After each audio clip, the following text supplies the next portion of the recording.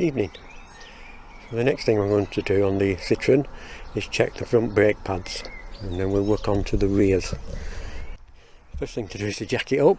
Got it safely supported on an axle stand under there. I've already pre-slackened the wheel nuts, so once you've got the wheel off you need to remove these two rubber caps. So the caps simply prise off like that, and inside here is a bolt, and it's a 6mm Allen key that you need for that. There's two bolts actually, there's one at the top and one at the bottom. So we can undo them.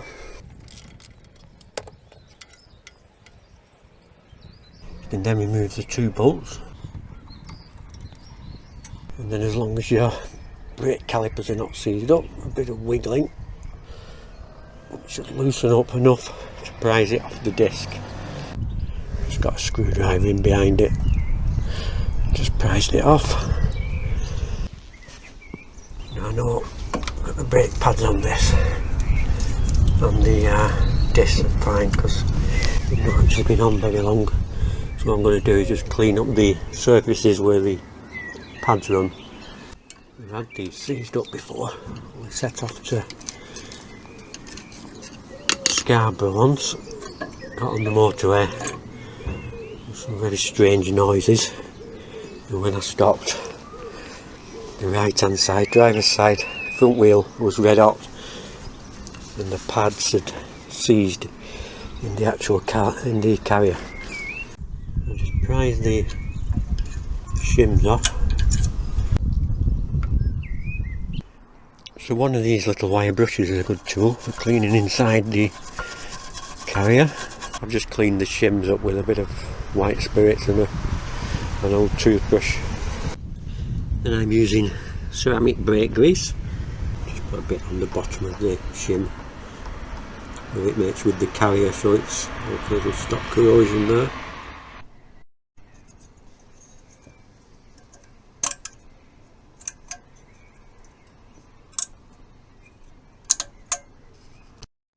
Clean the ears of the brake pads.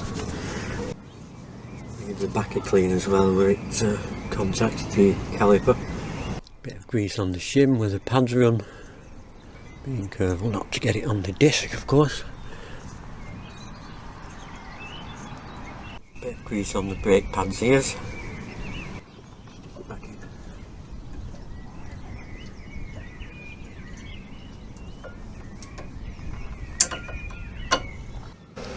A bit of grease where the caliper contacts the pad. Check the sliding pins are free to move. Take them out if you want. Grease them up. These look alright. You can get sliding pin grease for the caliper pins, but just take both of them out and had a look, and there's plenty of grease on. So I'm going to leave them alone.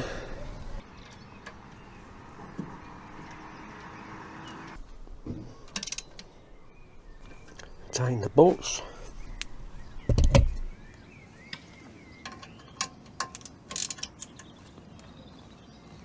Refit the rubber caps.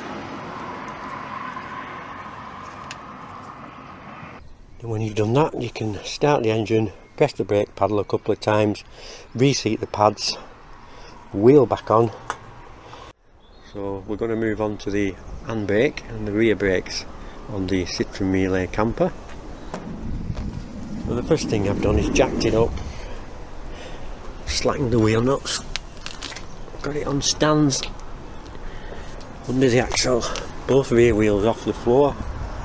I've also got the jack under the body just to lift the bodywork a little bit. That's so I need to get underneath in order to get to the adjuster. First thing I'm going to do is release the handbrake and then slacken the adjuster.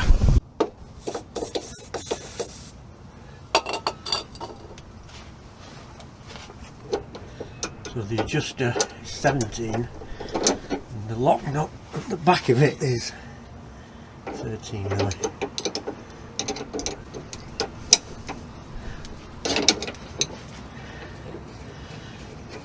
Slacken the lock nut, slacken the adjuster, a couple of turns, and moving towards the centre of the van. I'm going to slacken this nut here.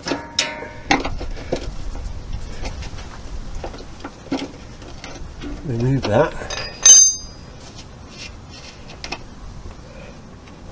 Release the handbrake cable. Springs off.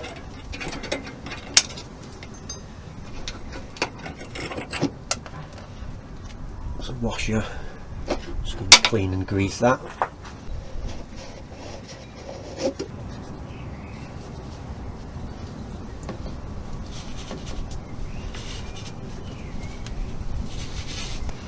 Bit of grease on there.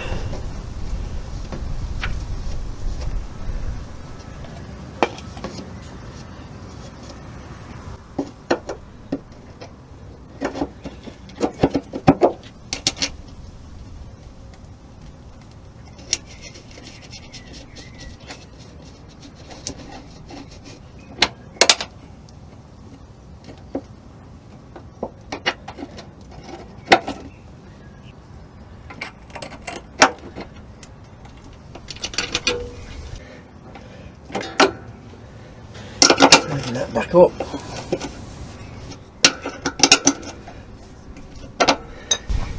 That should be adjusted up so that that is just pulling off its stop. I can see that's not far off, so I'm going to leave that. I'm going to remove the brake caliper by removing the caliper mounting bolts. They're 12mm.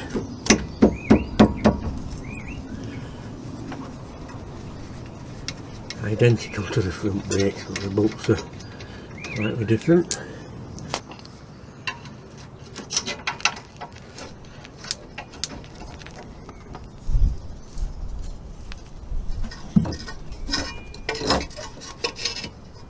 Take the brake pads out, you can check them, clean them up, grease them.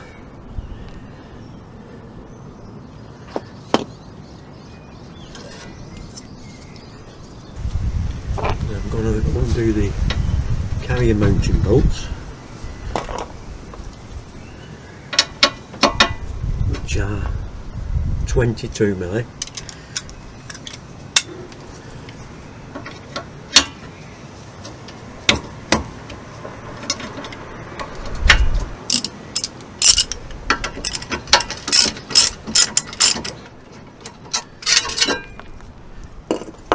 Remove the carrier.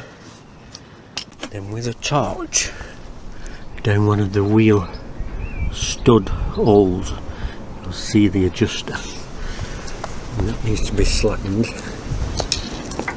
There's a little tooth wheel in there to adjust the brake shoes. Turning it towards the right should slacken it. Then remove the wheel locating studs, 12mm. Remove the brake drum. So there's a bit of dust in there that can affect the efficiency of the handbrake. That's the toothed adjuster wheel there. Just make sure that that's not seized up and it's free to rotate. So I've added a bit of extra footage into the video regarding removal of the handbrake shoes. The first thing we'll do is to make sure the adjuster is sliding right off.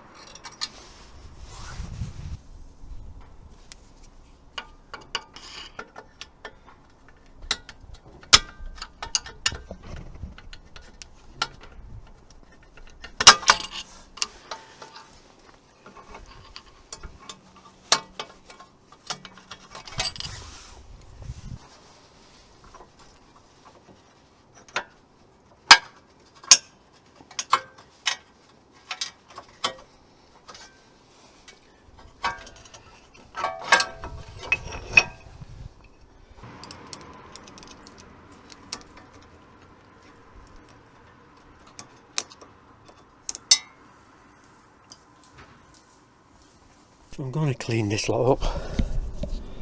The brake shoes are still serviceable, they just need cleaning. Get rid of all this dust.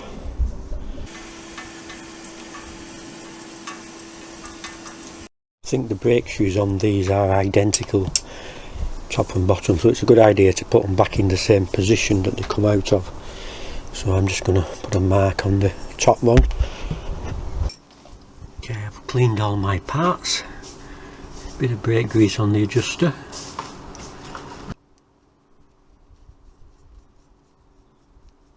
Okay, I'm going to put a smidgen of grease on the running surface of the lever. Put the lever back in.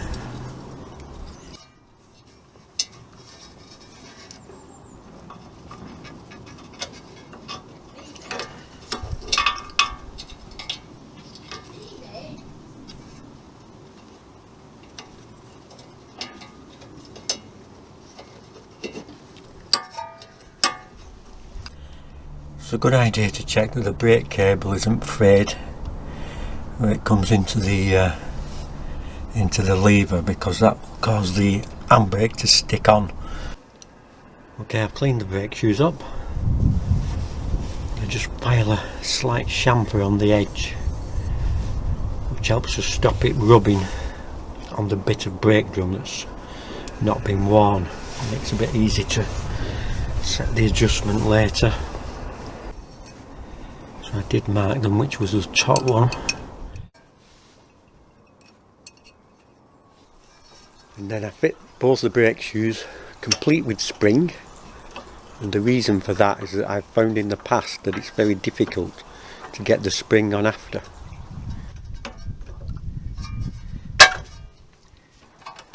On the other side of the van now, I just fit the small spring onto the leading edge of the brake shoes.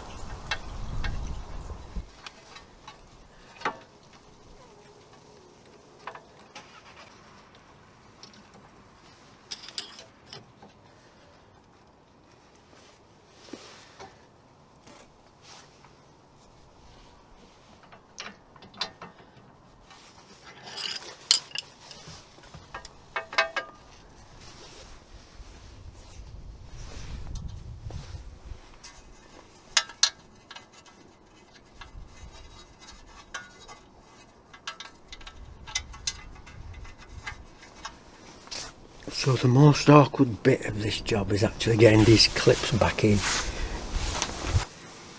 So I use a piece of 8mm threaded rod with a couple of nuts locked on, and I screw it in through this hole in the hub.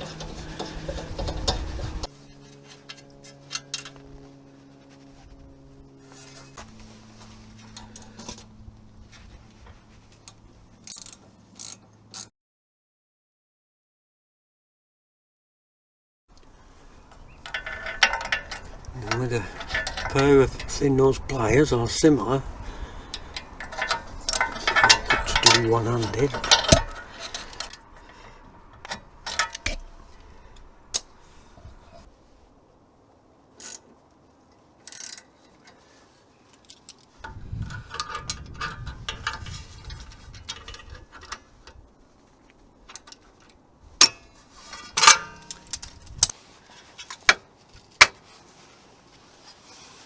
It's a good idea to check that these brake back plates are not rusty, because what happened on this one of those pins pulled through the back plate because it was corroded, and that clip got jammed between the brake drum and the shoe, causing the back wheel to lock up.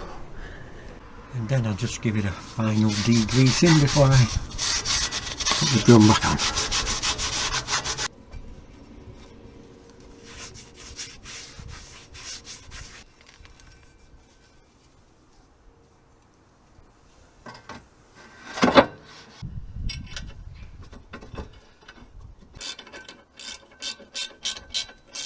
Then we apply the handbrake a couple of times.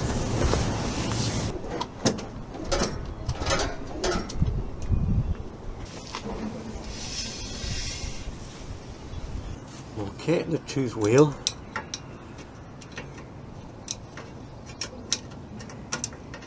turn it now to the left.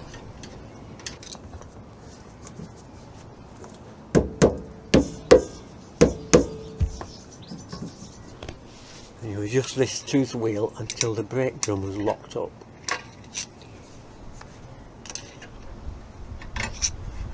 Just release there, one more. And then we slacken it off 5 clicks.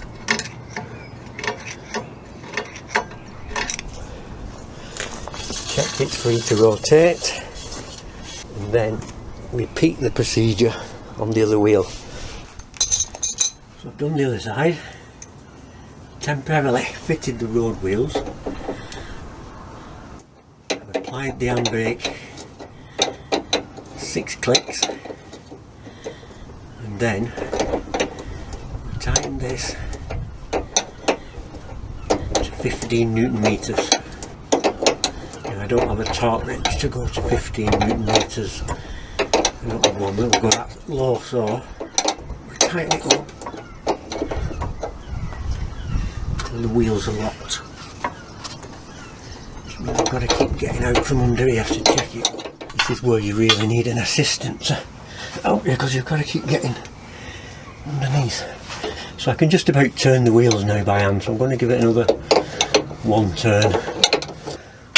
Check it again. So the wheels are locked up, 6 notches on the handbrake. I'm just going to give it another maybe half a turn on this.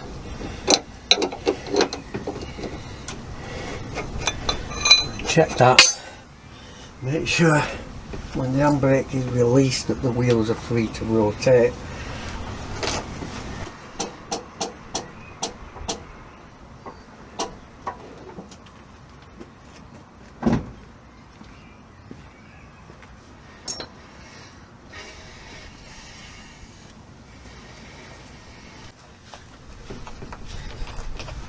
So the wheels are still free.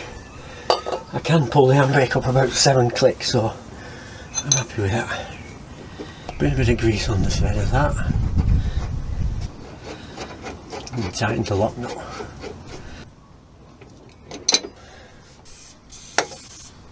Bit of spray grease on the pins of the equaliser. Okay, now I'm going to remove the wheels and reassemble the brake calipers. So I've cleaned and greased the sliding pins. One of them was a little bit stuck, and I've cleaned and greased the shims for the brake pads. I'm going to refit the carrier, tighten the bolts to 160 Newton meters, then I can refit the caliper and the brake pads. So I've refitted the caliper. Check that the hose isn't twisted. Just going to start the engine up, pump the brake pedal a couple of times, reseat the pads, check that the brake's not sticking, then we'll put the wheels back on, tighten the wheel nuts to 160 Newton meters, and we're good to go. Thanks for watching.